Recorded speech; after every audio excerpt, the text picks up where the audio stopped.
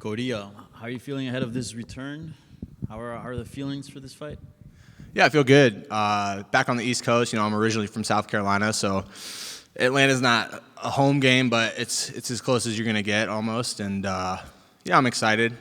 My goal is to kind of take a little more time in between fights, but the UFC knows they call me. I'm going to say yes, so we got right back into it. Yeah. What'd you think about the opponent, an undefeated guy? It seems like, you don't get any easy fights around here, man. Yeah, he's a beast, man. He's super athletic, pretty big for the weight, got a good wrestling background. He's a little green. He's only had 2 fights in the UFC. I feel like I'm definitely the most experienced guy he's ever fought. I have more fights in the UFC than he has in his entire career, and experience goes a long way. But, yeah, he's tough, man. I think the tougher guys I fight, the more it pulls my skills out. The better the guy I'm fighting, the more the pressure, all those things, it pulls something out of me that makes me be great. And yeah, I'm just excited for it, man. Like I said, the UFC knows I'm never going to say no, so they call me with whoever, and we'll get busy. Yeah. You in your last fight, you fought Julian Marquez, who's a veteran. Now you're fighting somebody, as you mentioned, that's like pretty new face. What matchup or what scenario do you like better? Fighting the veteran that's known, that's been around for a bit, or fighting these guys that have a lot of hype but maybe are a little bit unproven? Yeah, it's different. I feel like I don't necessarily prefer one or the other. I think they just bring different challenges. I think one of Mansur's greatest qualities is that he has so much confidence, and that kind of carries him through a lot of his fights. I think this sport is hugely based on momentum, and if you can get some momentum behind you, you can go really far. I think we see that constantly in the sport, and he's got a ton of momentum right now. So, the good thing about that is if you kind of put him in the fire and make him face a little bit of adversity, he hasn't really been there, and so he doesn't really know how he'll respond to that, and that's my job on Saturday. Yeah, you kind of hinted there, but like, what's the game plan, or sort of what you're looking forward to do here? Just like put the pressure on him and put on your grappling game. I can't tell you the whole plan. No, I'm just kidding. I mean, it's nothing specific. I think I'm at a point where I'm not fighting guys where I need to be like, hey, this is exactly what I need to do. If it doesn't go to this script, I'm going to be in trouble, right? I think as you get higher in rankings and as you get more skilled opponents, that's something you need to do. But if I just go out there and have fun and find my flow early and get busy, there's not one spot in this fight that I feel like I can't be successful. I think Mansur's best qualities, he has great killer instinct. He gets on top, and he seems to find a way to finish people. So just avoiding the positions where he's really, really talented and kind of putting him in the spots that I want him to be. He's never had somebody push pace on him and be willing to stand in the fire and fight. And if anybody's ever watched my fights, man, I feel like that's where I thrive is kind of in the chaos, and that's kind of what I'm looking to do. Yeah, and I gotta ask you about Bo Nickel, because you fought him, so you guys are linked. But what was your reaction to his defeat to RDR and overall just sort of the backlash that he's received following that?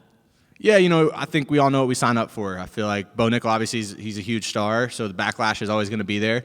But that's just part of this sport, man, and he's never had to face it because he's been winning. He's had backlash, but it's hard to really take it seriously when you're dominating people and winning. And it's just something he'll have to learn and grow from and grow into a little bit and realize, man, this is just part of it. If you're going to be great, there's always going to be people that are hating on you. I mean, and that's not just fighting. That's every aspect of life. Like, the better you get, the more critics and the louder the critics are. And I can't really say, I never try to say too much about him because he beat me. He had a great performance, so I don't want to sound like a hater. I thought the way he responded to the haters, though, was just kind of childish, honestly. I think, you earn those haters with the way you act and the way you carry yourself, just like you earn your fans and you earn your praise. But to come out and be like, man, F all these people who are against me and I'm going to show them, you're just giving those people what they want. And it took me a while to figure that out. Like I said, it was his first instance, really having to deal with it. So I think he'll figure it out and realize, man,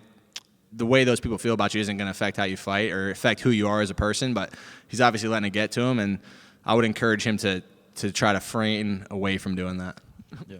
Is that one that you, after watching him, get his first loss, is that something that, maybe sparked some interest in rematching him? Do you see that and you're like, damn, maybe I can do that? Yeah, I felt like that night I could beat him. So it wasn't like I felt like I couldn't beat him. Obviously, fighting's a 50-50 sport, man. It's different than any other sport. It's not like football or basketball where the better team is going to win 9 out of 10 times. It's 6 out of 10 at best. And, that was his night, and he got it done. But I didn't leave there feeling like, man, I can't hang with that guy or I can't compete with him. So, yeah, I mean, rematches in the UFC don't really make sense really ever unless it's like for a title or a number one contender spot. So I wouldn't ever like expect that, but I would have no problem running it back. Like I said, it doesn't really matter who they offer me. I'm always going to say yes, and we'll get after it. So not something you're chasing. No, definitely not. Thank you and good luck. Thank you. Cody, so last fight you finished Julian Marquez in the first round. How did it feel to kind of get back on the right track and really make a statement and prove you're still with the best of the best? Yeah, it felt good. I feel like just the way that fight went. I feel like everybody was like, man, Cody Brundage, another crazy fight. Everybody at one point was holding their breath like, oh, here we go again, and to overcome that was cool. It was a 4-minute, 45-second fight. There was about 40 seconds of adversity. Like, some people get a little bit twisted, like it was some super competitive close fight. Like, I was dominating the fight, got clipped. If you watch any of Julian's fights, he's fought some really talented guys. He always finds a way to clip them. He takes a lot of damage, catches you coming in. Kind of what happened with me. That was the hardest way to beat Julian Marquez in a dogfight, and I feel like to do that just proved a lot to myself, and just kind of showed that I'm a dog and I'm tough, and that's something people would question. I said that the week of the fight, like, hey, that's going to be the storyline, that Cody's good, he's talented, but he kind of fades and breaks, and it was my job to prove that that wasn't the case, and I feel like I did a good job of that. Yeah, you mentioned that you've had a lot of crazy fights. Do you relish being in that situation? Is it something you look forward to? No, definitely not. It's if I could get in there clean, that would be the goal. I think it would be better for me. It'd be way better for my parents watching, but unfortunately, that's just not our style, man. We just got to kind of get into it and get after it. And I think I wrote, so I started doing this thing. I would journal, and I would write down, okay, so last fight I broke my orbital, and I wrote down, okay, every day that I was in pain, right? And so it was 3 weeks of pain, discomfort, and I was like, man, that was worth it, though, to get the dub. So now it's just whatever the pain and whatever it is, I'm willing to go through it. Give more, take more. That's kind of been my mantra this camp is I can give more and I can definitely take more. So I think when you have that mindset, it's kind of freeing to go fight, and then whatever happens, happens. Yeah, so you mentioned you have a journal. What has that done for your mental game in recent months?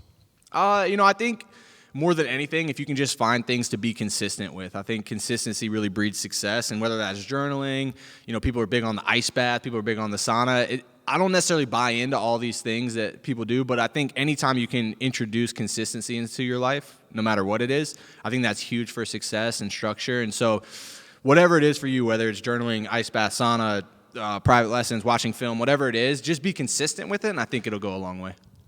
Yeah, so last one for me. You're from Chapin. I'm from right down the road in Columbia. Oh, nice. Do you have a lot of family members coming to watch you fight?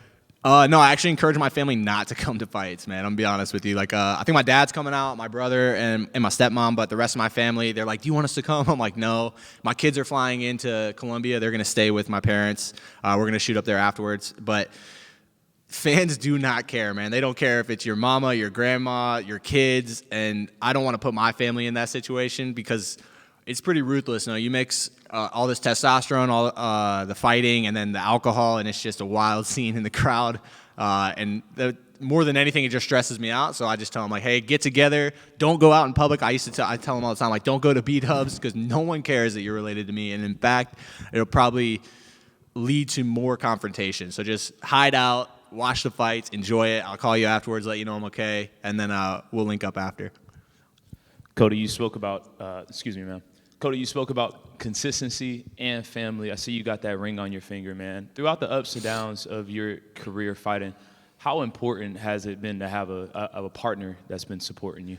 Yeah, I think it's everything. I think a partner will make or break anything in your life. It's not just fighting. It's anything that you're doing, being a parent, working in any kind of field.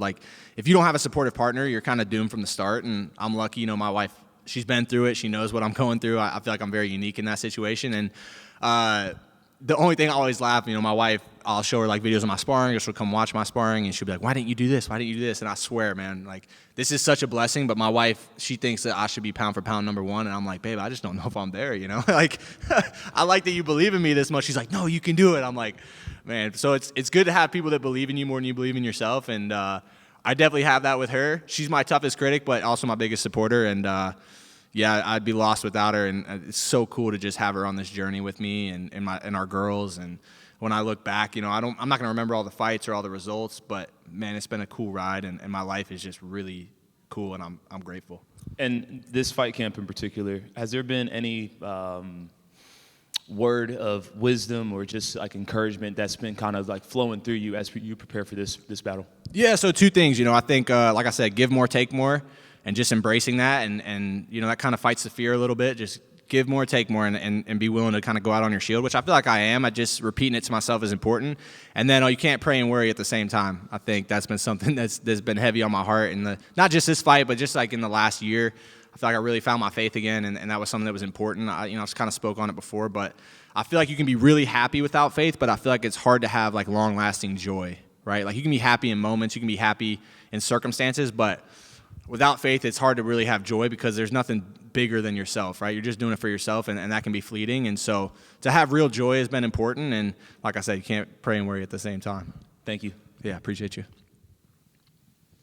Oh, man, obviously you're from the region. To be back in this general area, the opportunity for the UFC to come back here to Atlanta for the first time in a long time. What do you imagine that it's going to look like, and how big is it for this region, especially this area, to be able to have a fight card back here? Yeah, it's awesome. I feel like Florida obviously has a ton of cards, but other than that, like the Southeast, they don't really get too many cards. They were here in Charlotte a few years ago. I was here for that. It was awesome. That's pretty close to a home game for me. South Carolina doesn't really ever get cards. I think one time maybe they had one in Greenville or something, but it's few and far between. So to get back on the East Coast and get after it, I think it's huge for the region. Atlanta's a super cool city, so there's lots to do. I feel like the crowd's gonna be electric, and late night cards, it's kind of like late night football games. Like SEC football is different. That late night football games is different, and I feel like that's how the card will be.